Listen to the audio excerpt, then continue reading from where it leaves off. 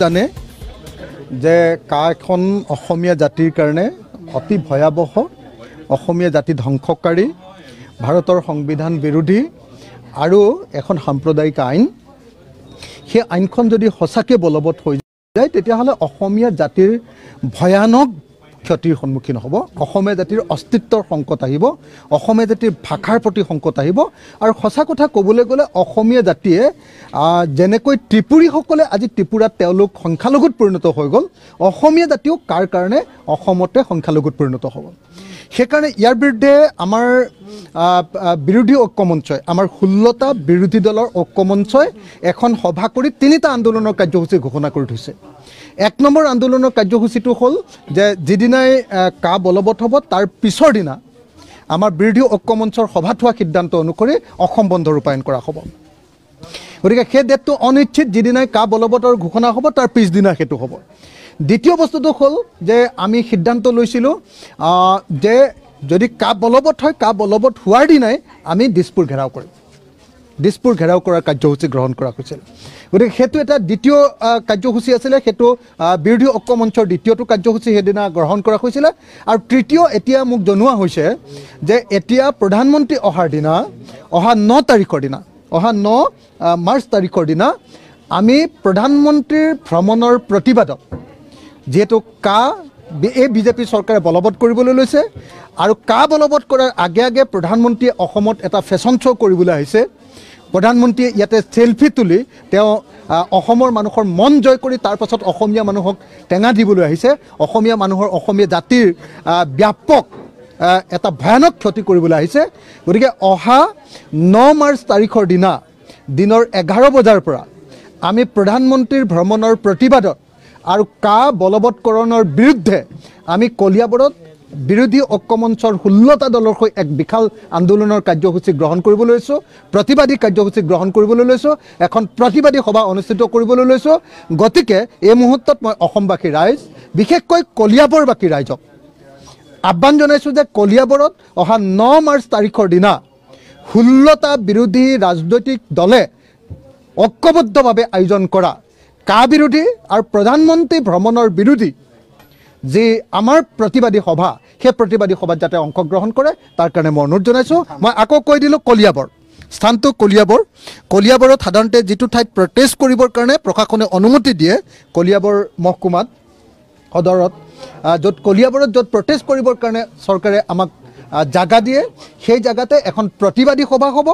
সেই প্ৰতিবাদী সভাতে আমাৰ বিৰোধী দলসমূহৰ ঐক্যমঞ্চৰ লগত জড়িত 16টা ৰাজনৈতিক দলৰ ঐক্যমঞ্চ উপস্থিত থাকিব। আমি ৰাইজক সেই প্ৰতিবাদী কাৰ্যসূচীত অংশগ্ৰহণ কৰিবৰ কাৰণে আহ্বান জনাইছোঁ।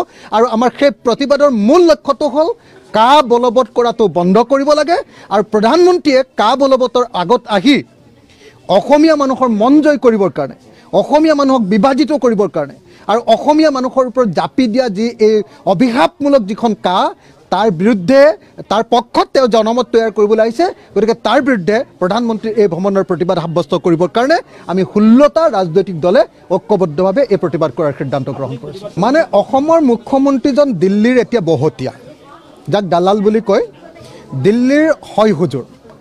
তেখেতে দিল্লীয়ে যিটোকে কয় সেইটোকে মানিবলৈ ৰাজে।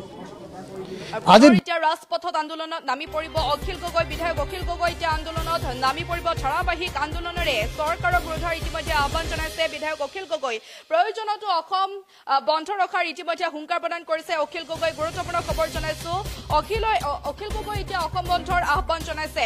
কা বলবৎ কাক লৈ আন্দোলন ঘোষণা কৰিলে ইতিমধ্যে বিধায়ক অখিল গগৈ। গুৰুত্বপূৰ্ণ খবৰ জনাইছো, কা বলবৎ হলেই অসম বন্ধৰ ঘোষণা কৰিছে বিধায়ক অখিল গগৈ। 9 মাৰ্চত কলিয়াবৰ কপাব 16টাকৈ সংগঠনে 9 মাৰ্চত কলিয়াবৰ কপাব। কলিয়াবৰৰ পৰাই আৰম্ভ হ'ব কা বিৰোধী আন্দোলন। কা বলবৎ হোৱাৰ দিনাই দিছপুৰ ঘেৰাও কাৰ্যসূচী ইতিমধ্যে ঘোষণা কৰিছে বিধায়ক অখিল গগৈ। গুৰুত্বপূৰ্ণ খবৰ জনাইছো, কা বলবৎ হোৱাৰ দিনা ইতিমধ্যে অসম বন্ধৰো ঘোষণা কৰিছে অখিল গগৈ। গুৰুত্বপূৰ্ণ খবৰ জনাইছো। আৰু এতিয়া বিধায়ক অখিল গগৈ এতিয়া ৰাজপথত নামি পৰাৰ হুংকাৰ প্ৰদান কৰিছে। আন্দোলনত নামি পৰিব, এক প্ৰকাৰ এতিয়া আন্দোলনত নামি পৰিব। যদিহে কা বলবৎ হয় তেতিয়াহ'লে আন্দোলনত নামি পৰিব অখিল গগৈ। অখিল গগৈ কি মন্তব্য কৰিছে সেয়া আমি পুনৰবাৰ আপোনালোকৰ মাজত লৈ আহিছোঁ। আৰু প্ৰধানমন্ত্ৰীয়ে কা বলবৎৰ আগত আহি অসমীয়া মানুহৰ মন জয় কৰিবৰ কাৰণে, অসমীয়া মানুহক বিভাজিত কৰিবৰ কাৰণে আৰু অসমীয়া মানুহৰ ওপৰত জাপি দিয়া যি এই অভিশাপমূলক যিখন তাৰ বিৰুদ্ধে তাৰ পক্ষত তেওঁ জনমত তৈয়াৰ কৰিবলৈ আহিছে। গতিকে তাৰ বিৰুদ্ধে প্ৰধানমন্ত্ৰীৰ এই ভ্ৰমণৰ প্ৰতিবাদ সাব্যস্ত কৰিবৰ কাৰণে আমি 16টা ৰাজনৈতিক দলে ঐক্যবদ্ধভাৱে এই প্ৰতিবাদ কৰাৰ সিদ্ধান্ত গ্ৰহণ কৰিছোঁ। মানে অসমৰ মুখ্যমন্ত্ৰীজন দিল্লীৰ এতিয়া বহতীয়া, যাক দালাল বুলি কয়, দিল্লীৰ হয় হুজুৰ। তেখেতে দিল্লীয়ে যিটোকে কয় সেইটোকে মানিবলৈ ৰাজে।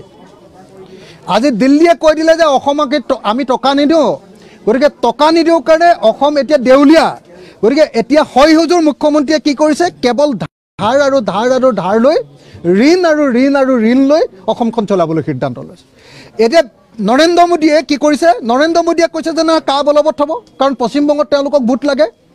পশ্চিমবংগত ভোট ল'বৰ কাৰণে কা বলবৎ হ'ব বুলি কৈছে কাৰণে আমাৰ হিমন্ত বিশ্ব শৰ্মাই দিল্লীত কৈ দিয়া, নৰেন্দ্ৰ মোদীয়ে কৈ দিয়াৰ কাৰণে তাত বৰষুণ দিলে বুলি কৈ দিলে যে আমাৰ ইয়াত ছাতিটো লৈ দিলে। হিমন্ত বিশ্ব শৰ্মাৰ নিচিনা সুবিধাবাদী ৰাজনীতিকটো আৰু অসমত জন্ম হোৱা নাই কেতিয়াও। তেওঁৰ নিচিনা সুবিধাবাদী অপৰচুনিষ্ট ৰাজনীতি কেতিয়াবা জন্ম হৈছে নেকি? যিফালে হাৱা পাব হিমন্ত বিশ্ব শৰ্মা সেইফালে হয়নে নহয়? এতিয়া দিল্লীয়ে কৈ দিছে যে নহয় কাখন ভাল, গতিকে হিমন্ত বিশ্ব শৰ্মাৰ মতে কাখন ভাল।